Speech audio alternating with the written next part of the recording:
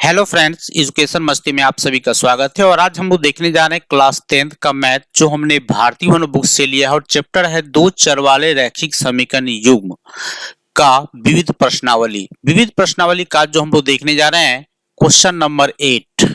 यहाँ देख सकते हैं क्वेश्चन नंबर 8 में क्या कहा जा रहा है, ये थोड़ा ध्यान से देखिएगा। कहा जा रहा है कि 5 नारंगी और 3 सेब की कीमत 35 रुपया है एवं 2 नारंगी और 4 सेब की कीमत 28 रुपया है। एक सेब की कीमत और एक नारंगी की कीमत, यहाँ पर एक चीज क्लियर किया है कि वज्र गुणन विधि से निकालें। यहाँ यानी इस क्वेश्चन में हम लोग दो चर वाले रैखिक समीकरण को वज्र गुणन विधि से यानी क्रॉस मल्टीप्लिकेशन मेथड से हम लोग कैसे सॉल्व करेंगे, इस चीज को भी हम लोग सीखेंगे। ठीक है, तो चलिए हम लोग इसमें सबसे पहले मान लेते हैं क्या चीज कि माना कि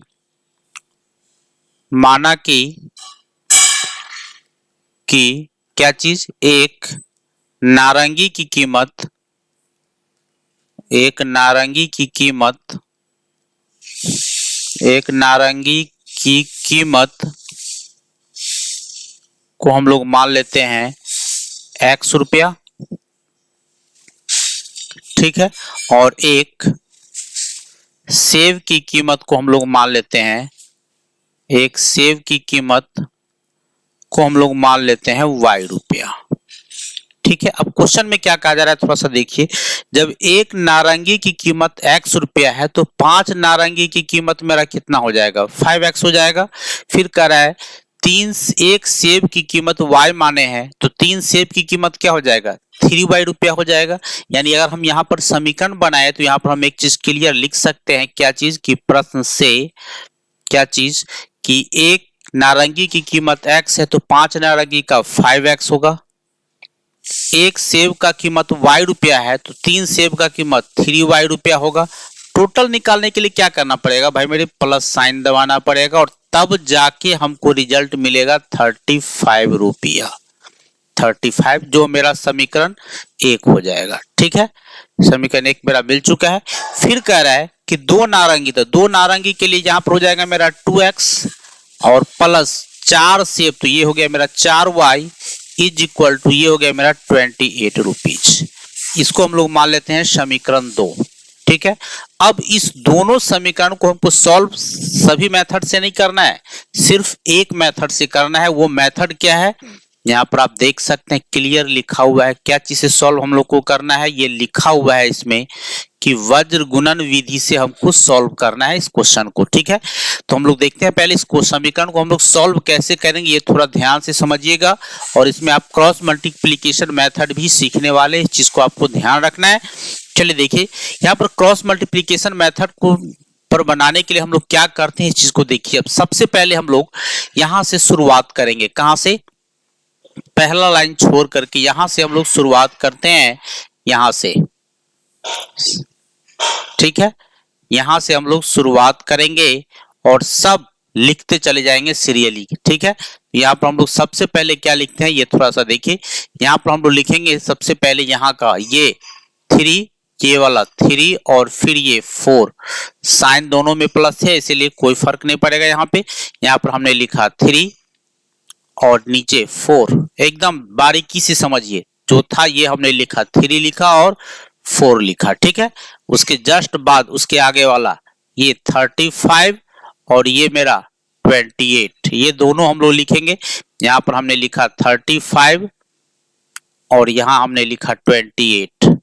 ठीक है, फिर देखिए अब इसके आगे नहीं है तो शुरुआत यहाँ से हम लोग करेंगे। ठीक है, शुरुआत करेंगे तो क्या हो जाएगा मेरा 5 2, यहाँ पर ये 5 और ये 2 यहाँ पे लिख देना है। यहाँ पे हमने लिखा 5 और यहाँ पे लिखा 2। ठीक है, और फिर आगे वाले 3 4। ध्यान रखिएगा जहां से मेरा शुरुआत हुआ था, गौर से देखिए, यहां से मेरा शुरुआत हुआ था 3 4 से। ठीक है, और लास्ट भी मेरा वहीं से होगा, ये आपको ध्यान रखना है क्वेश्चन में। जहां से शुरुआत हुआ है लास्ट भी मेरा वहीं से होगा, इस चीज को ध्यान रखना है। इसके बाद यहाँ पर आपको लिखना है x, दोनों के बीच में यहाँ पे x, यहाँ y। अब यहाँ पे 1 लिखाता है। 1 लिखाने के लिए सबसे पहले अब यहाँ पे देखना है कि दोनों समीकरण के RHS में, यहाँ पर देख सकते हैं दोनों समीकरण के RHS में अगर जीरो होता तो हम लोग 1 लिखते, लेकिन यहाँ पर जीरो नहीं है, दोनों समीकरण के आरएचएस में कुछ ना कुछ है, तो यहाँ पर हम लोग 1 नहीं लिख करके -1 लिखेंगे। ठीक है, अब यहाँ पे मेरा काम क्या होगा ये थोड़ा सा देखिए। अब मेरा यहाँ से जो काम चालू होगा, यहाँ से हम लोग लिखेंगे क्या चीज, x बट्टा में लिखेंगे। क्या लिखेंगे बट्टा में, ये थोड़ा सा देखिए, इसको इससे मल्टीप्लाई कर देंगे।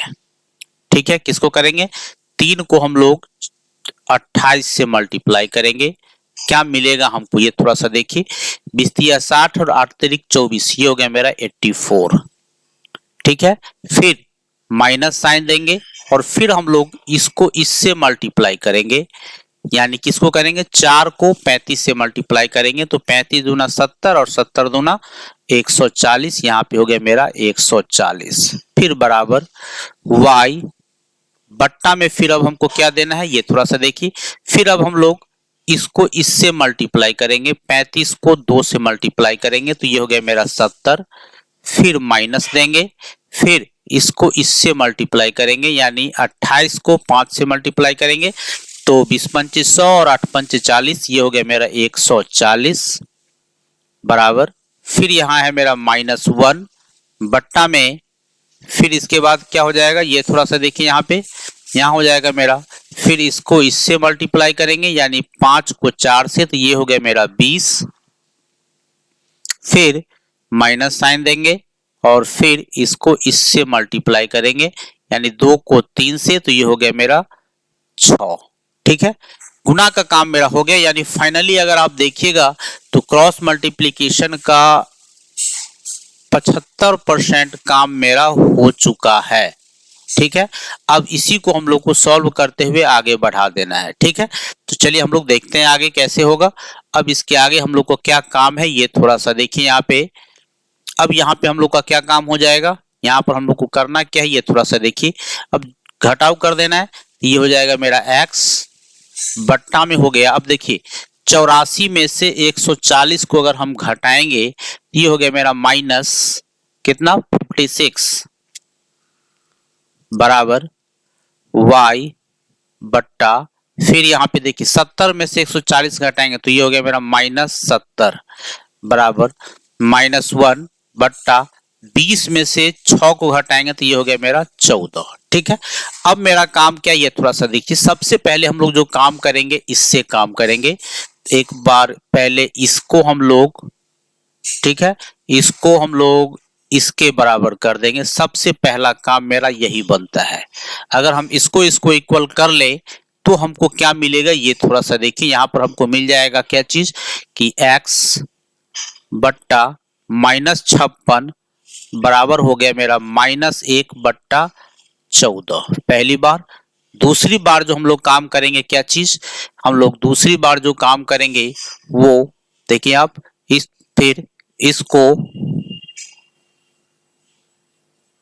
ठीक है, इसको हम लोग फिर इसके बराबर करेंगे, इसके बराबर करेंगे तो क्या हो जाएगा मेरा कि y बट्टा -70 बराबर -1/14। ठीक है, अब हम लोग इसी को क्रॉस मल्टीप्लिकेशन करते हुए आगे की ओर बढ़ाएंगे। देखते हैं हम लोग को क्या आंसर मिलता है। यहाँ पर ये हो जाएगा मेरा, यहाँ पर फाइनली अगर देखिए अगर x के लिए, तो x के लिए मेरा हो जाएगा यहाँ पर क्या चीज, क्रॉस मल्टीप्लिकेशन करेंगे तो इसको इससे मल्टीप्लाई कर देना है। आपको ध्यान से समझिएगा, पूरा कॉन्सेप्ट क्लियर हो जाएगा। साथ में मैं आपको बता दूं कि अगर आप चैनल पे नए हैं तो जरूर सब्सक्राइब कर लीजिएगा, लाइक जरूर कीजिएगा और दोस्तों में अधिक से अधिक शेयर कीजिएगा। ठीक है, अब x को 14 से गुना कीजिएगा तो ये आपका हो गया 14x। ठीक है, उसके बाद किसको मल्टीप्लाई कर देना है, इसके बाद आपको -56 को -1 से मल्टीप्लाई कर देना है, तो ये माइनस माइनस प्लस, ये हो गया मेरा 56, यानी यहाँ पर हो जाएगा मेरा इक्वल में 56। ठीक है, यहाँ पर हो गया मेरा x = 56/14, यानी x = 14 चौका 56 4। ठीक है, अब हम लोग इसको देखते हैं, इसमें क्या करना है। इसमें भी मेरा वही काम है। सबसे पहले हम लोग इसको इससे मल्टीप्लाई कर देते हैं, यानी y को 14 से मल्टीप्लाई करेंगे तो मेरा 14y हो जाएगा। यहाँ पर हम लोग लिख लेते हैं क्या चीज की 14y इज इक्वल टू, फिर हम लोग क्या करेंगे, -70 को -1 से मल्टीप्लाई करेंगे तो ये हो जाएगा मेरा +70। ठीक है, यहाँ पर हम लोग लिख लेते हैं 70, यहाँ लिख लेते हैं हम लोग 70।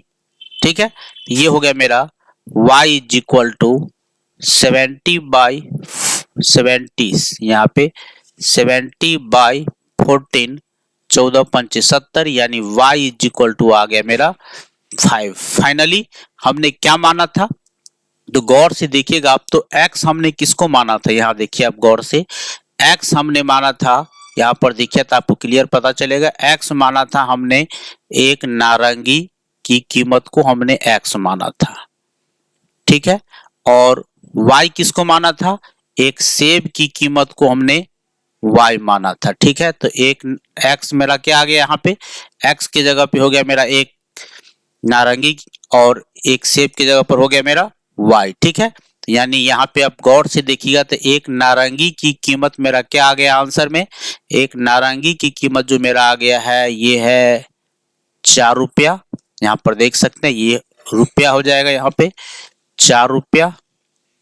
ठीक है, और ये जो हो जाएगा मेरा एक सेब की कीमत जो हो जाएगा मेरा 5 रुपया, जो मेरा आंसर हो जाएगा। ठीक है, कोई प्रॉब्लम हो तो जरूर कमेंट कर दीजिएगा। चलिए फिर मिलते हैं हम आपसे नेक्स्ट वीडियो में। धन्यवाद।